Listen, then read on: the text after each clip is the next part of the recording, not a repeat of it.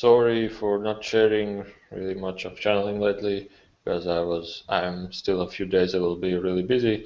But yesterday I was in a children's hospital reanimation ward for for for children, and every year we buy with our charity action medical equipment for children hospitals, especially for reanimation wards. And I was just visiting there because I needed to take some pictures of the equipment that we bought.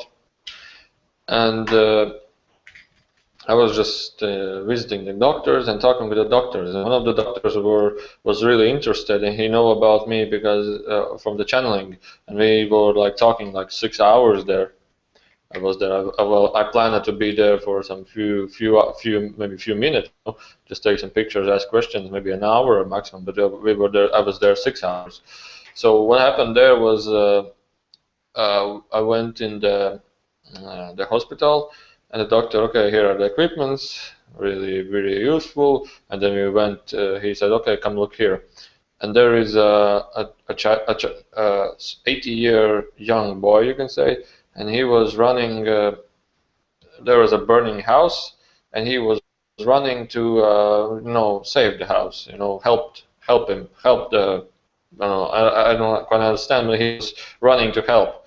And what happened there was he stepped on an electrical wire, and he was like shaking and burning on the wire. But his skin was really normal. He was like he was in a coma, but he was just sleeping. And the doctor said well, we don't know how long he will be sleeping. Maybe forever, maybe for some days, maybe years. And what happened was, what I saw then, or I think I saw then, that the boy is right here looking at his body and not understanding what's happening. What happened? What happened? I was running. What happened? What happened? Why am I sleeping? What happened? What happened? And he's like, when we were to cemetery, we were talking with. I was there with Agnes, the girl who can talk with passed ones, and we were talking with in Jews cemetery where in wartime the Jews were shot, and what we can understand about the beings there is that the being when he has the shock, a strong shock, huge shock, he cannot move away. But we didn't understand, was it a soul that cannot move away, or is it the astral body in a sense that cannot go away? And the souls or the astral bodies or the spirits are there constantly standing there in the shock that was happening. So the same again with this boy. He's constantly shocked. What happened? What happened? He's like locked in some kind of time frame, but not understanding what's happening. But his body is sleeping. He's somehow disconnected, and the spirit of him is constantly, what happening? What's happened? I don't know what's happened. What happened? Why am I sleeping? Well, maybe he hadn't had any information about astral experiences and so on. And then this was really interesting. And the doctor said to me, well, yeah, but maybe we also are locked in a time frame, dead and not understanding what's happening, constantly being in this frame, And then we went to another room where there was also a young boy. He jumped in the water with his head in front, and the water was really maybe a meter deep, and he broke his neck, and he was in really well. He was alive. He was conscious, but he could not move. He was like, and the doctor asked him, "Do you need water?" He's like, "Is it painful?" He's like, and so on and so on. That was really And then we were talking about channeling. I say, yeah, there's many informations coming through. He said, well, yeah, I was sharing information from channeling about some medical equipment that can heal everything. Well, he was looking. He says, yes, but also that why is this happening to them? For example, to these two children. Maybe it's supposed to happen. Maybe it's written down in their history. I mean, in future, destiny. And maybe we should not interfere with them. In a sense, he said, well, many people cannot even understand many things. But maybe this is a lesson for them. In a sense, understanding. And if you help them, in a sense, you maybe disrupt them from the understanding. And well, these were just theories. These were not understandings from the channeling. These were just we were just interesting chat. And then he said, well, he also was channeling, but he wasn't channeling himself. He was going to meet two women that were channeling in Russia, somewhere in Russia Federation. I know I didn't quite ask where. And he said that the girls had contact with UFOs, and the UFOs came down and pick up the girls sometimes from time to time. They moved also astral travel to Sirius, to any different places. And I was sharing, well, yeah, from my channeling I have this information, this information, this information. He says, yes, it's very true. That's the same that they said. Well, basically these are about flying ships that they have like. The ships are living beings and so on, and how they move in time and frame. I said, yeah, I have the same information from channeling. And he said, well, yes, that's true. It's very interesting, very interesting. It was like, very interesting, very interesting. And he said that they, with the girls, spied, not he, but the girls spied on politics or something like this, and out of body and so on. And they. The special forces of Russia or something like this took them, and the girls needed to work for some kind of special air force or special cosmos research and so on and so on. So and again, they said the girls were getting really rich. They were earning lots of money. And because people wanted to help, they were healers. They can see human parts, all human, these organs clearly, and they can see which not. They can do healing. They can do everything, and it was really interesting, this story. And he also shared many other stories. He loves to read books, and he was sharing many other stories that this.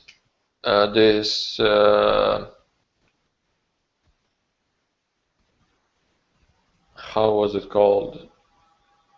Hitler, yeah, being Hitler, the person Hitler, some American military or something wanted to kill Hitler, and Hitler was hiding in some kind of a base in North Pole or South Pole, I didn't quite remember, and the ships moved there, and what happened there was, out of these basements flew out flying saucers, and wiped down all U.S. military completely. And the major, what's in the military, the top agent, wrote a book about this happening. It was really interesting, and he also shared the information about some Russian leader, in a sense, military leader who was flying a plane over the North Pole or South Pole. I didn't quite catch the exact meaning, but the sense was that they were flying over the pole, and suddenly the plane was starting to shake. Everything was shaking, and they thought they will fall down. And what happened was that suddenly they have like a telepathical communication. This lieutenant general says, I have a he hears, right? All the people in the plane hear that, and it was a military plane, I understand. And what was heard, that all of you are okay. You will now follow us.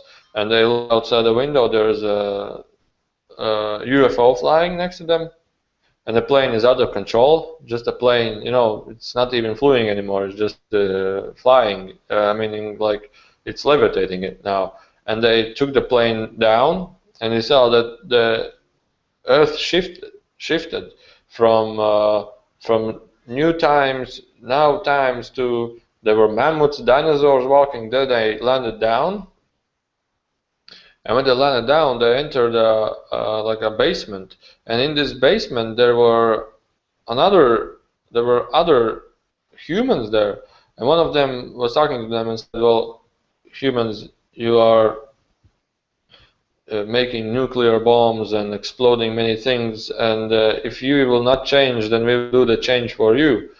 And what was said that you, as a general, we give this information to you because people will more likely hear you, not some other, normal, ordinary day human. And this also was a very interesting story. And I was I was interested. And then again, a little bit later, some person from Miami calls, very interesting person. I liked him very much, and he said, "Well, yeah, I see you have problems with your stomach from channeling." I was like, "Whoa, how does he know?" And I see that you have had a trauma with your head, and that's the trauma helps you now in channeling because you're more widely open.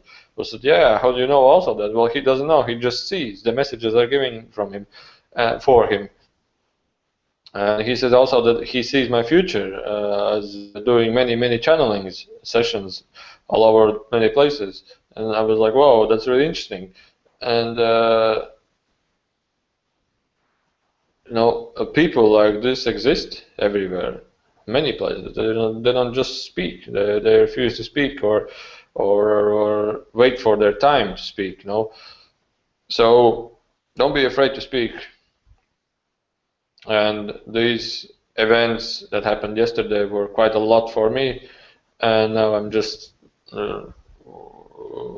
balancing myself in understanding, and so move a little bit slower in front, and then I will get back to deeper channelings, and maybe something interesting can come out of there.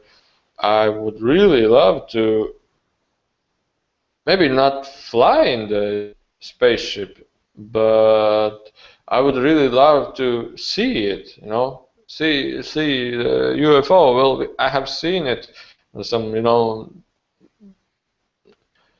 well, when you see it in daylight and you understand it's not a UFO, I mean, not a plane and really close. Well, this is completely different. I have seen it. Well, maybe okay, you know for sure that's not a satellite, some kind of strange star, some kind of strange light, some kind of strange plane, something. It's completely something that you have never seen before that happened on the sky. And then you have an idea. I just ask them to show up, and they show up like this. But it's not like you need the mind needs stronger belief, stronger like proof, and this has not happened. So I'm looking forward for this to happen. Thank you for listening, and you can always write some comments. I will answer them. Feel free to visit my website, which is artlineofflinepeace.info, and on the right side there is a flag, like UK flag. You can switch to English. Okay, thank you for listening, and good luck.